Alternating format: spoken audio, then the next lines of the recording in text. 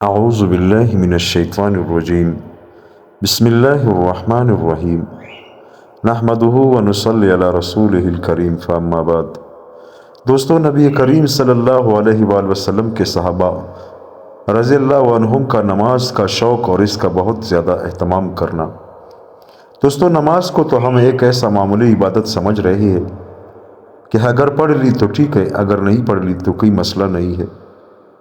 نماز کا قضا کرنا دوستو ہمارے دل میں بالکل ذرا سا فکر بھی نہیں ڈالتا، ذرا سا ہمیں غم بھی نہیں ہوتا کہ ہم سے ایک نماز قضا ہوئی تو کوئی پرواہ نہیں، یہ ہمارے دل میں آ جاتا ہے کیونکہ ہمیں نماز کا یعنی ہمارے اندر نماز کا شوق نہیں ہے۔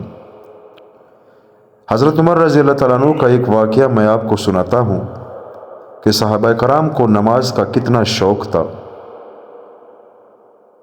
نبی کریم صلی اللہ علیہ وآلہ وسلم نے فرمایا کہ نماز اللہ تعالیٰ سے ملاقات ہے، نماز مومن کا معراج ہے۔ یعنی اگر کوئی بندہ نماز پڑھنے گیا ہو اور راستے میں اسے کوئی پوچھے کہ آپ کہاں گئے ہو، یعنی آپ کہاں گئے تھے، اگر وہ آدمی یہ کہے کہ میں اللہ سے ملاقات کے لیے گیا تھا تو یہ آدمی اپنے بات پر جھوٹا نہیں ہوگا، کیونکہ نماز اللہ تعالیٰ سے ملاقات ہے۔ حضرت مسعود بن مخرمہ رضی اللہ عنہ فرماتے ہیں کہ میں حضرت عمر بن خطاب رضی اللہ عنہ کے پاس گیا، وہ بے ہوش تھے اور ان کے اوپر کپڑا ڈالا ہوا تھا۔ میں نے پوچھا آپ لوگوں کی ان کے بارے میں کیا رائے ہے؟ ان لوگوں نے کہا جیسے آپ مناسب سمجھے۔ میں نے کہا آپ لوگ انہیں نماز کا نام لے کر پکارے، نماز کا سنتے ہی ہوش میں آ جائیں گے، کیونکہ نماز ہی ایک ایسی چیز ہے جس کی وجہ سے یہ سب سے زیادہ گھبرائیں گے۔ چنانچہ لوگوں نے کہا اے امیر المؤمنین، نماز کا وقت ہو گیا ہے۔ اس پر حضرت عمر رضی اللہ عنہ نے فرمایا اللہ کی قسم، جو آدمی نماز چھوڑ دے اس کا اسلام میں کوئی حصہ نہیں۔ پھر حضرت عمر رضی اللہ عنہ نے نماز پڑھی اور ان کے زخم میں سے خون بہہ رہا تھا۔ حضرت مسعود رضی اللہ عنہ فرماتے ہیں کہ جب حضرت عمر رضی اللہ عنہ کو نیزہ مارا گیا تو ان پر غشی طاری ہونے لگی۔ کسی نے کہا اگر یہ زندہ ہے تو پھر یہ نماز کے نام سے جتنی جلدی گھبرا کر اٹھیں گے اتنی جلدی اور کسی چیز کے نام سے نہیں اٹھیں گے۔ دوستو، اتنا شوق تھا صحابہ کو نماز سے۔ کسی نے کہا امیر المومنین، نماز ہو چکی ہے۔ اس پر حضرت عمر رضی اللہ عنہ فوراً ہوش میں آ گئے اور فرمایا نماز اللہ کی قسم، جس نے نماز چھوڑ دی اس کا اسلام میں کوئی حصہ نہیں۔ حضرت محمد بن مسکین رحمۃ اللہ علیہ کہتے ہیں کہ جب باغیوں نے حضرت عثمان رضی اللہ عنہ کو گھیر لیا تو ان کی بیوی نے ان سے کہا تم انہیں قتل کرنا چاہتے ہو، ان کو چاہیے تم قتل کر دو چاہے انہیں چھوڑ دو۔ یہ ساری رات نماز پڑھا کرتے تھے اور ایک رکعت میں سارا قرآن پڑھ لیا کرتے تھے۔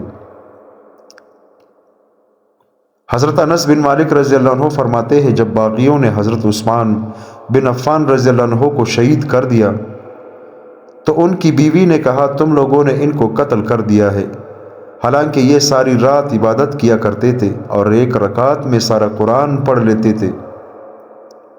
حضرت عثمان بن عبد الرحمن تیمی رحمۃ اللہ علیہ کہتے ہیں میرے والد نے کہا میں زور لگا کر مقام ابراہیم پر ہی آج رات عبادت کروں گا۔ وہ کہتے ہیں کہ جب میں عشاء کی نماز پڑھ چکا تو مقام ابراہیم پر آ کر اکیلا کھڑا ہو گیا۔ میں کھڑا ہوا تھا کہ اتنے میں ایک آدمی آیا اور اس نے اپنا ہاتھ میرے دونوں کندھوں کے درمیان رکھ دیا۔ میں نے دیکھا تو وہ حضرت عثمان بن عفان تھے۔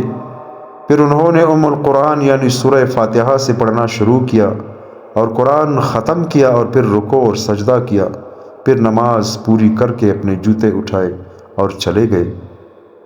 اب مجھے معلوم نہیں کہ انہوں نے اس سے پہلے کوئی نماز پڑھی تھی یا نہیں۔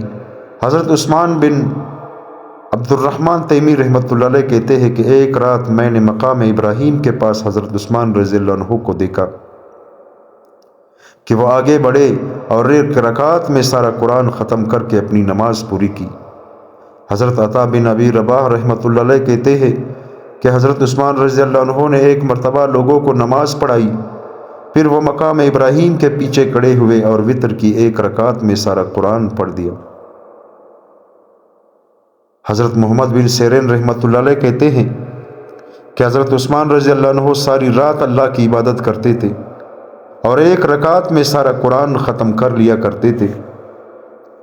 حضرت مصعب بن رافع رحمۃ اللہ علیہ کہتے ہیں کہ جب حضرت ابن عباس رضی اللہ عنہما کی نگاہ جاتی رہی تو ایک آدمی نے حاضر خدمت ہو کر عرض کیا کہ اگر آپ میرے کہنے پر 7 دن اسی طرح صبر سے گزاریں کہ ان میں آپ چت لیٹ کر اشارے سے نماز پڑھے تو میں آپ کا علاج کروں گا، انشاءاللہ آپ ٹھیک ہو جائیں گے۔ اس پر حضرت ابن عباس رضی اللہ عنہ نے حضرت عائشہ، حضرت ابو ہریرہ رضی اللہ عنہما اور دوسرے بہت صحابہ کرام سے آدمی بھیج کر اس بارے میں پوچھا۔ ہر ایک نے یہی جواب میں کہا کہ اگر آپ کا ان 7 دنوں میں انتقال ہو گیا تو پھر آپ نماز کا کیا کریں گے؟ اس پر انہوں نے اپنی آنکھوں کو ایسے ہی رہنے دیا اور ان کا علاج نہ کروایا۔ حضرت ابن عباس رضی اللہ عنہما فرماتے ہیں کہ جب میری بینائی چلی گئی تو کسی نے مجھ سے کہا ہم آپ کی آنکھ کا علاج کر دیتے ہیں لیکن آپ چند دن نماز پڑھنا چھوڑ دیں۔ میں نے کہا نہیں، کیونکہ حضور صلی اللہ علیہ وآلہ وسلم نے ارشاد فرمایا ہے کہ جو آدمی نماز چھوڑے گا وہ اللہ تعالیٰ سے اس حال میں ملے گا کہ اللہ تعالیٰ اس سے ناراض ہوں گے۔ حضرت علی بن ابی حملہ اوزاعی رحمۃ اللہ علیہ کہتے ہیں کہ حضرت علی بن عبداللہ بن عباس رضی اللہ عنہما روزانہ 1000 رکعت نفل 1000 رکعت پڑھا کرتے تھے۔ حضرت عبداللہ بن مسعود رضی اللہ عنہ نفلی روزے نہیں رکھا کرتے تھے اور فرماتے تھے جب میں روزہ رکھتا ہوں تو کمزوری ہو جاتی ہے اور اس کی وجہ سے نماز میں کمی آ جاتی ہے اور مجھے روزے سے زیادہ نماز سے محبت ہے۔ وہ اگر روزہ رکھتے تو مہینے میں صرف 3 دن رکھا کرتے تھے۔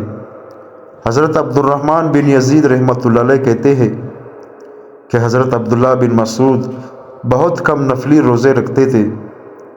اس بارے میں کسی نے ان سے وجہ دریافت کی تو انہوں نے جواب میں وہی بات کہی جو پچھلی حدیث میں گزری ہے۔ حضرت عبد الرحمن بن یزید رحمۃ اللہ علیہ کہتے ہیں کہ میں نے حضرت عبداللہ بن مسعود رضی اللہ عنہ سے کم روزے رکھنے والا کوئی فقیہ نہیں دیکھا تو کسی نے ان سے پوچھا کہ آپ روزے کیوں نہیں رکھتے؟ انہوں نے فرمایا مجھے نماز روزے سے زیادہ پسند ہے، روزے رکھتا ہوں تو کمزور ہو جاتا ہوں اور پھر نماز کی ہمت نہیں رہتی۔ یعنی فرض جو روزے تھے وہ تو رکھتے تھے، نفلی روزے کم رکھا کرتے تھے۔ حضرت عائشہ رضی اللہ عنہا فرماتی ہے کہ ایک رات عشاء کے بعد حضور صلی اللہ علیہ وآلہ وسلم کے پاس آنے میں مجھے دیر ہو گئی۔ جب میں آپ کے پاس گئی تو آپ نے مجھ سے فرمایا تم کہاں تھی؟ میں نے کہا آپ صلی اللہ علیہ وآلہ وسلم کے ایک صحابی مسجد میں قرآن پڑھ رہے تھے، میں اسے سن رہی تھی، میں نے اس جیسی آواز اور اس جیسی قرات آپ کے کسی صحابی کی نہیں سنی۔ آپ صلی اللہ علیہ وسلم اپنی جگہ سے اٹھے، آپ کے ساتھ میں بھی اٹھی اور جا کر آپ نے کچھ دیر وہ قرات سنی، پھر میری طرف متوجہ ہو کر فرمایا یہ حضرت ابو حذیفہ کے غلام سالم ہے، تمام تعریفیں اس اللہ کے لیے ہے جس نے میری امت میں اس جیسے آدمی بنائے۔ حضرت مسروق رحمۃ اللہ علیہ کہتے ہیں کہ ہم لوگ ایک سفر میں حضرت ابو موسیٰ اشعری رضی اللہ عنہ کے ساتھ تھے، ہمیں ایک رات کیتی والے باغ میں آ گئے، چنانچہ ہم نے اس باغ میں قیام کیا۔ حضرت ابو موسیٰ رات کو کھڑے ہو کر نماز پڑھنے لگے۔ حضرت مسروق کہتے ہیں کہ ان کی آواز بہت دلکش اور قرات بہت عمدہ تھی، اور جیسے آیات پر گزرتے اسی طرح کی دعا وغیرہ کرتے۔ پھر یہ دعا پڑھی، اے اللہ تو تمام عیوب سے پاک ہے اور تیری طرف سے ہی سلامتی ملتی ہے، اور تو ہی امن دینے والا ہے اور ایماندار کو تو پسند کرتا ہے، اور تو ہی نگہبانی کرنے والا ہے، اور تو نگہبانی کرنے والے کو پسند کرتا ہے، اور تو ہی سچا ہے اور تو سچے کو پسند کرتا ہے۔ دوستو، اللہ تعالی ہم سب کو ان باتوں پر عمل کرنے کی توفیق عطا فرمائے۔ یعنی نبی کریم صلی اللہ علیہ وآلہ وسلم کے جو صحابہ تھے وہ نماز کے اتنے شوقین تھے کہ کسی بھی حالت میں چاہے ان کو جو بھی تکلیف ہو وہ نماز کو قضا نہیں کرتے تھے اور ہر حالت میں نماز پڑھتے تھے۔ ہمیں اللہ معاف کرے، ہم تو معمولی سے سر میں اگر درد ہو، اگر تھوڑی سی بخار ہو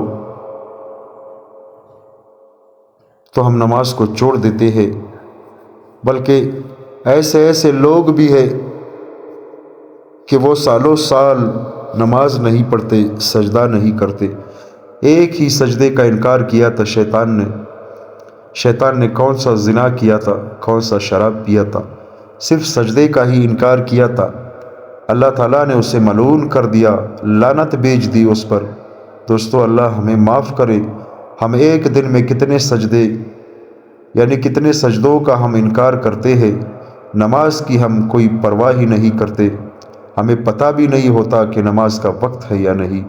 اللہ تعالیٰ دوستو ہم سب کو نماز کا پابند بنائے اور اپنے نبی کے سنت طریقوں پر زندگی گزارنے کی توفیق عطا فرمائے۔